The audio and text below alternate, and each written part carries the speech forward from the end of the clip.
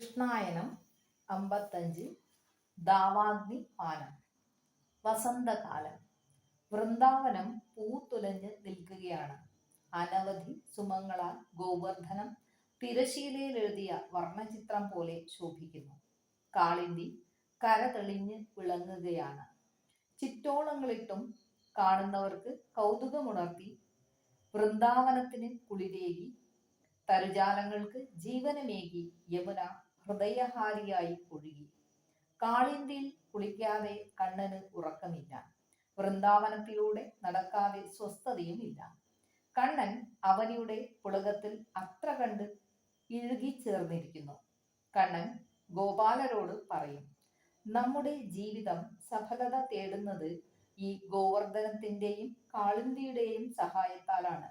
ഭൂമിയിൽ ഏത് ജന്തുക്കൾക്ക് കഴിയണമെങ്കിലും അവനിയുമായി അടുത്ത ബന്ധം പുലർത്തിയേ മതിയാവൂ. ധരയിൽ നിന്ന് അകലും തോറും നരകയറി മർത്യൻ മൃതപ്രായനാവുന്നു. ജനിച്ചു വളർന്ന മണ്ണിന്റെ ചൂട് സിരകളിൽ ഊർജമാക്കാതെ ആർക്കും ഇവിടെ പുലരുവാൻ കഴിയുകയില്ല.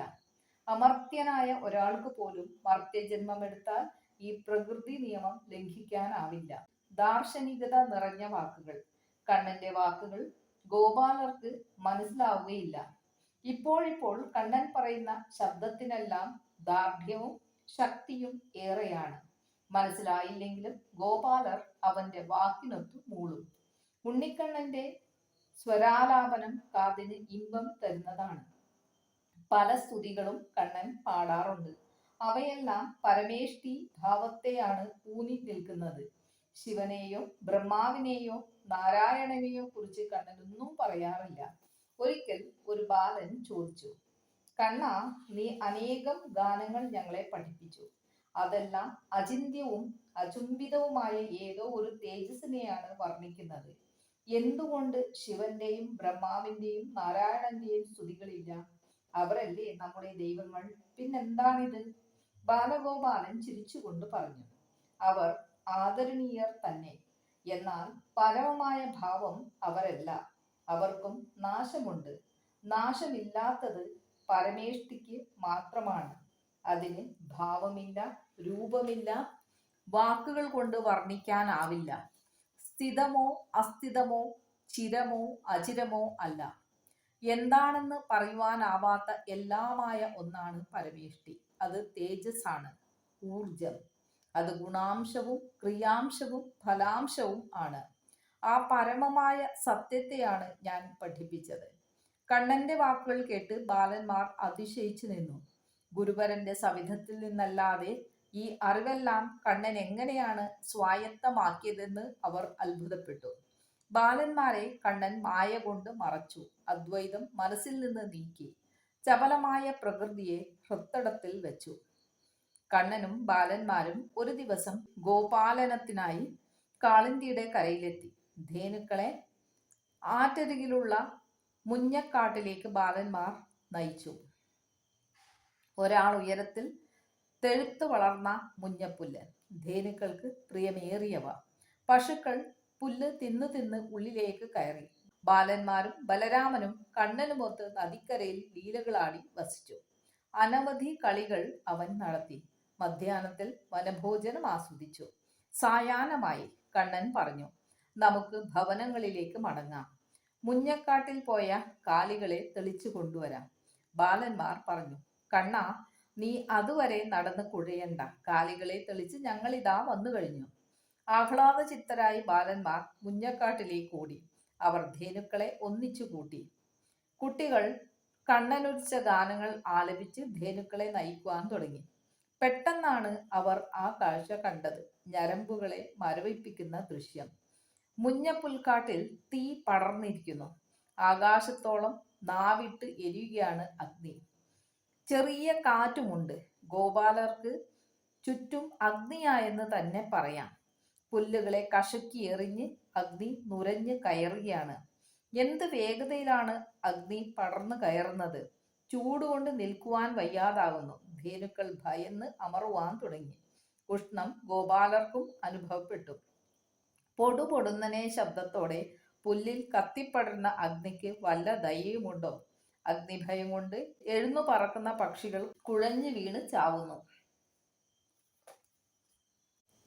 രക്ഷ തേടുന്ന മാനുകൾ ഗോപാലനെ തള്ളിമറിച്ചോടുന്നു. അഗ്നിഭയത്തിനപ്പുറം എന്ത് ഭയം? ഇനി നിന്നാൽ അഗ്നി തങ്ങളെ വായിലാക്കും.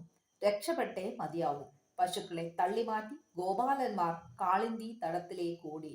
കണ്ണനെ കണ്ട് അവർ വിളിച്ചു കൂവി, കണ്ണാ, നമ്മുടെ ഗോക്കളെല്ലാം നശിച്ചു. കാട്ടുതീയിൽപ്പെട്ട് അവർ വെന്തുപോയിരിക്കും. ചുറ്റും അഗ്നിയാണ്, ആകാശം നിറയെ പുകയാണ്. ബാലന്മാർ നിലവിളിച്ചു. കണ്ണനും രാമനും വാർത്ത കേട്ട് മുഞ്ഞക്കാട്ടിലേക്ക് ഓടി. മുന്നിൽ അഗ്നിപർവ്വതം തന്നെ. 1000 നാവിട്ട് ഒറ്റയായും കറ്റയായും അഗ്നി ചുളഞ്ഞുയരുന്നു. മുഞ്ഞപ്പുല്ലുകൾ അഗ്നി ഗുഹയിലേക്ക് എരിഞ്ഞു വീഴുന്നു. അലറിത്തുള്ളി താണ്ഡവമാടുന്ന അഗ്നിയിൽ കണ്ണൻ കണ്ണും നട്ടു നിന്നു. കേശവൻ പറഞ്ഞു, ബാലന്മാരെ ഭയക്കരുത്, ഒരാപത്തും വരികയില്ല. നിങ്ങൾ ഇവിടെ കണ്ണുപൂട്ടി നിൽക്കുവിൻ. കേശവന്റെ വാക്കുകേട്ട് ബാലന്മാർ കണ്ണടച്ചു നിന്നു. കണ്ണൻ അഗ്നിയുടെ അടുത്തേക്ക് നടന്നു. ഭഗവാൻ വനത്തിന്റെ ഒരു ഭാഗത്ത് കാലുറപ്പിച്ചു നിന്നു. ചുറ്റും മാംസം വേവുന്ന ഗന്ധം, പ്രാണികളുടെയും ജന്തുക്കളുടെയും മരണരോദനം. കേശവൻ പ്രകൃതിക്ക് ആശ വളർത്തിക്കൊണ്ട് ആകാശം നിറയുമാറ് വളരുവാൻ തുടങ്ങി. കണ്ണന്റെ കണ്ണുകൾ 2 അഗ്നികുണ്ടലങ്ങളായി. തമസിനെ വെല്ലുന്ന കബരി മേഘത്തിന്റെ നിറം. കരങ്ങൾ മുസലങ്ങളായി. കാലുകൾ ഭൂമിയിലേക്ക് താണിറങ്ങി. കണ്ണൻ അഗ്നിയെ നോക്കി പറഞ്ഞു, അവനിയെ ചുട്ടുകരിക്കാതെ വരൂ, എനിക്ക് ദാഹിക്കുന്നു.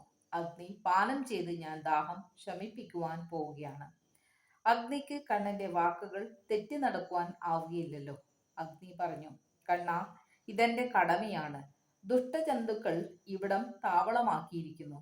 എനിക്ക് ഇത്തരം കർമ്മങ്ങൾ നാൻമുഖൻ വിധിച്ചു തന്നതാണ്. എന്റെ മഹത്തായ കർമ്മത്തെ തടയരുത്. അഗ്നി, നിന്റെ ധർമ്മം എനിക്കറിയാം. പക്ഷേ ഗോപമാടത്തിലെ ധേനുക്കളെ നശിപ്പിക്കരുത്. അവയ്ക്ക് ഭക്ഷിക്കുവാനുള്ള പുല്ലും കത്തിച്ച് കളയരുത്. വൻമരങ്ങളെ പോലും തിന്നു തീർക്കുവാൻ നിമിഷം മതി നിനക്കെന്ന് എനിക്കറിയാം. അതുകൊണ്ടാണ് ഇങ്ങനെ അഭ്യർത്ഥിച്ചത്. അഗ്നി കണ്ണന്റെ വാക്കുകൾക്ക് പ്രത്യുത്തരമോതി. ബാലചാപല്യമാണ് നീ പറയുന്നത്. നിന്റെ വരവ് കണ്ടപ്പോൾ ശ്രേഷ്ഠനായ ഒരുവനായിരിക്കുമെന്ന് കരുതി. ഇല്ലെങ്കിൽ നിന്നെയും ഞാൻ ചുട്ടെരിച്ചേനെ. എന്റെ കർമ്മത്തെ തടയാതെ പോവുക.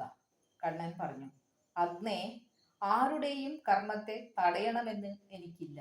അത്തരമൊരു നീരസക്കാരനല്ല ഞാൻ. പക്ഷേ പാവപ്പെട്ട ഈ ഗോക്കളെ കൊല്ലരുതെന്നേ എനിക്ക് പറയുവാനുള്ളൂ. ഇങ്ങനെ പരമശാന്തനായി കണ്ണൻ പറഞ്ഞ വാക്കുകൾ അഗ്നി ചെവി കൊണ്ടില്ല. മുഖവിലയ്ക്ക് പോലും എടുക്കാതെ അവ തള്ളിക്കളഞ്ഞു. എന്നല്ല, അടിയോടെ വനമിളക്കി കത്തി കയറുകയും ചെയ്തു. കണ്ണൻ കാലത്തിന്റെ ഗതി തന്നിലേക്ക് ചുരുക്കി. അഷ്ടൈശ്വര്യവും തന്നിൽ നിർത്തി. അച്യുതൻ അഗ്നി പോലെ ചുവക്കുവാൻ തുടങ്ങി. ക്രമേണ അഗ്നിയേക്കാൾ ചുവന്നു. കത്തിജ്വലിക്കുന്ന സൂര്യബിംബത്തെക്കാളും ചുവപ്പായി. ഭഗവാന്റെ കണ്ണുകൾ വെങ്കലം പോലെ തിളങ്ങി. അടിയേറ്റ് തെളിയുന്ന പൊന്നുപോലെ പരിസരം തിളങ്ങി. ഭീഷണ വേഷത്തോടും ഭീഷ്മ ചിന്തയോടും വൃന്ദാധിനാഥൻ അഗ്നിമുഖത്തേക്ക് നടന്നു. ഭഗവാൻ ഒന്ന് ഫുൽക്കരിച്ചു. അഗ്നി പൊടുന്നനവെ അമർന്നിരുന്നു പോയി. കുട്ടികൾ കളിയായി വിളക്കൂതി അണയ്ക്കുന്ന പോലെ അഗ്നിയെ അണച്ചു നിർത്തി. ബാലന്മാർ ലീലയാ ജലപാനം ചെയ്യും പോലെ കത്തിയമർന്ന അഗ്നിയെ കണ്ണൻ വലിച്ചു കുടിച്ചു. അഗ്നി കേശവന്റെ വായിലേക്ക് ശക്തിയോടെ കയറി വന്നു. ദാവാഗ്നി ഭഗവാൻ പാനം ചെയ്തു തുടങ്ങി. നാനാവശത്തേക്കും കത്തിക്കയറിയ അഗ്നി കേശവന്റെ വദനത്തിലേക്ക് ഒഴുകിയിറങ്ങി. ആകാശത്ത് ദേവന്മാർ നിരന്നു. സപ്തമഹർഷിമാർ ദിക്കുകളിൽ കാത്തുനിന്ന് ഈ മോഹന ദൃശ്യം കണ്ടു. 14 ലോകത്തെയും കുക്ഷിയിൽ ധരിച്ച പരമപവിത്രന്റെ വദനത്തിലേക്ക് അഗ്നി പതഞ്ഞെരിഞ്ഞ് ഇറങ്ങി. ലാവ പോലെ ഒഴുകുന്ന അഗ്നിയുടെ വേഗത കണ്ട് ദേവന്മാർ അമ്പരന്നു. അഭൗമമായ ഈ കാഴ്ച കണ്ട് നടരാജമൂർത്തി പുഞ്ചിരിച്ചു. വൃന്ദയുടെ ഗന്ധം കണ്ണന്റെ കളയബലത്തിൽ നിന്നൊഴുകി പരന്നു. അനിർവചനീയവും അലഭ്യവുമായ ഈ ദൃശ്യത്തിൽ പ്രപഞ്ചം മതിമറന്നു നിന്നു. കണ്ണൻ ദാവാഗ്നി മുഴുവൻ പാനം ചെയ്തു. അഗ്നി പൊടുന്നനെ അണഞ്ഞു. വെന്തെരിഞ്ഞു വന്ന അഗ്നി ഗോവർദ്ധന പർവ്വതത്തിന് അംഗഭംഗം വരുത്തി. വേദനയോടെ ഗോവർദ്ധന മുഖം കറുത്തു നിന്നു. അഗ്നിദേവൻ ഭയന്ന് കണ്ണന്റെ സമീപത്തെത്തി. തൊഴുകയുമായി നിൽക്കുന്ന അഗ്നിയെ അച്യുതൻ ആശ്വസിപ്പിച്ചു. അഗ്നേ, ഭയക്കുക വേണ്ട. താങ്കൾ സ്വകർമ്മ ബന്ധനാവുക മാത്രമേ ചെയ്തുള്ളൂ. അതിൽ തെറ്റൊന്നുമില്ല. ബാക്കിയുള്ളതെല്ലാം വിധിയുടെ നിയോഗമാണ്. താങ്കൾ സ്വതന്ത്രനാണ്. പൊയ്ക്കൊള്ളുക.